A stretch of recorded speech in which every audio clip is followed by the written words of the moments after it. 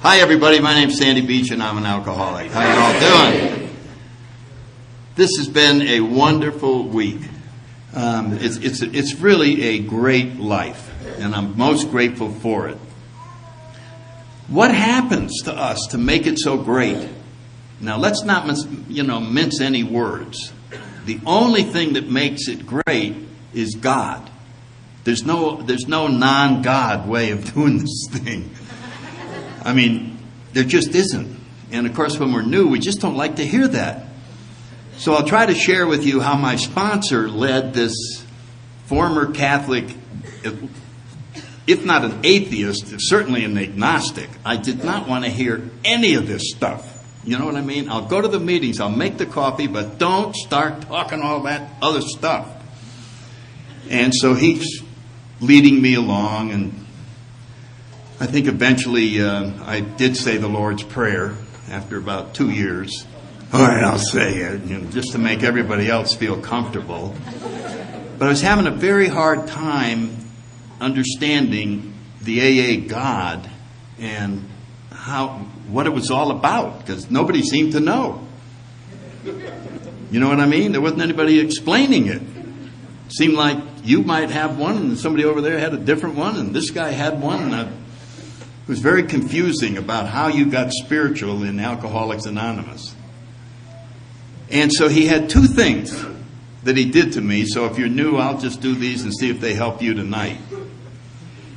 I think I had about 2.5 years, and he said, this is what I want to do. I want to sit down. It's only going to take about 10 minutes. And would you be willing to be brutally honest with me? And I said, sure, Bill. He said, I just want to take a spiritual inventory of you and what's going on inside of you. I said, okay, fine. Okay, how often do you pray? I said, Bill, praying is stupid. I think it's the most ludicrous thing in the world. I don't pray. I don't pray at all. I have no intention of praying. Put me down for a 0 praying. He said, okay, 0 praying. Fine. We're not going to criticize you. That's it. Just 0. That's it. Okay. How about spiritual readings? They have these various books that help people understand spirituality. They have New Age books. They have all kinds of wonderful authors who have thought about that. How about that? Bill, I don't even go near that section in the bookstore. I don't want anything to do with that. I like murders, mysteries, sports, history. Spiritual reading, out. Okay, we'll put down 0. How about meditation? Do you ever sit back and just contemplate the universe and all of that? And I said, no, Bill, I don't do that. That's just like a Ouija board. I mean, this is ridiculous. No, I don't do that. Or, well, how often do you go to church? I don't go to church. I went when I was a little kid. It's the most stupid thing in the world. I don't visit cathedrals when I go to England. So it's 400 years old. Who cares? I'm not going in there. I don't want anything to do with churches. So he said, so we can 0, 0, 0, 0. Yeah. Okay, one more question. How's it going?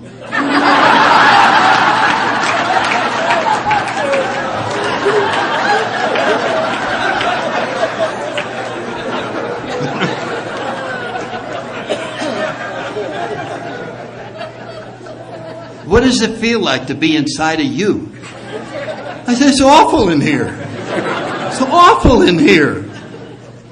Okay, so we're doing a little spiritual experiment. We've now run a little lab test on 0 praying, 0 meditation, 0 church, and 0 spiritual reading. And what are we writing down are the results of that. What we're suggesting is you try something else and see what kind of results you get. And then he said, let me help you with that decision. Okay? And then I thought, here comes the pitch about God. He's going to finally tell me who this God is. He's going to have some ancient writings. He's going to have all kinds of stories and all of that. He never talked about God. He didn't talk about it at all. He said, The way I'm going to explain spirituality to you is to explain the disease of alcoholism to you. And I'm going to go to the chapter that you will probably enjoy the most because it's called the chapter to the agnostic. I said, yeah, I haven't read it, but that's my chapter. I know that. And I assumed, you know how you know without reading what's in there? And I knew that that's the chapter where the agnostics go, and they don't do the program. They do whatever is in that chapter. And I didn't know that what the chapter said was, change your mind, become a former agnostic. But anyway, he said, now, we're all going to agree on the terms of the disease. And it's outlined right here, and I just want to make sure you agree with this assessment. And this is right out of the first paragraph, and if when you drink, you have little control over the amount you drink, that's you. Yep, okay, yeah, that's me. And if when you stop, you can't stay stopped, yeah, that's me, then you're an alcoholic. Oh, okay. And then he reads the next sentence. If that be the case, you're suffering from an illness that only a spiritual experience can conquer. Would you like me to repeat that? You have an illness that only a spiritual experience can conquer. And I went, Bill, I don't believe in spiritual experiences. He said, well, you're screwed.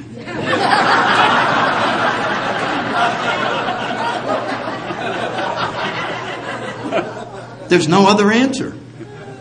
And I'm going, well, what am I going to do? It's going to do something that is probably the most difficult thing an alcoholic ever does. You're going to change your mind. Well, I remember just going, I don't think so. I don't think we're going to be doing that. So he went on to read the next paragraph, which is a very comedy line. It reminds me of Jack Benny. And it simply says, here's where you are, Sandy. Here's where you are if you're new. To be doomed an alcoholic death or to live on a spiritual basis are not easy alternatives to face. So I said, yeah, you're right. I remember just going, let's see. So if you're new, I just developed this little comedy routine. The way we'll take care of this is you will imagine that it's a quiz program. And you're up on stage and I'm the MC. And I'm going, Larry, come on up, come on up. See these two doors back here, Larry? Yeah. What's the first one say? Die an alcoholic death. Well, Larry, that's door number 1.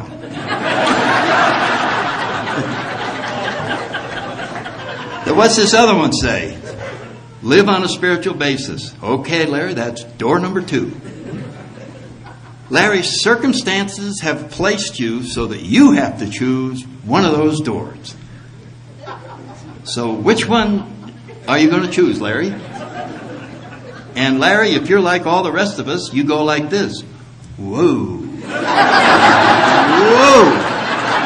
Oh. Oh. 2 crappy choices. Oh. Oh.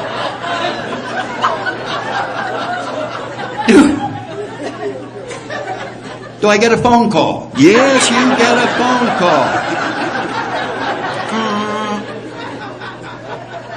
Hello, Dr. Seymour. Yeah, it's Larry. Yeah, hi, how you doing? Listen, I got a hypothetical question.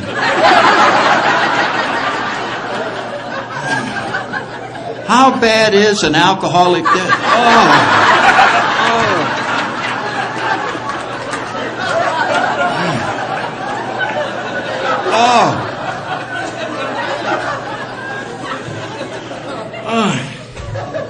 Okay.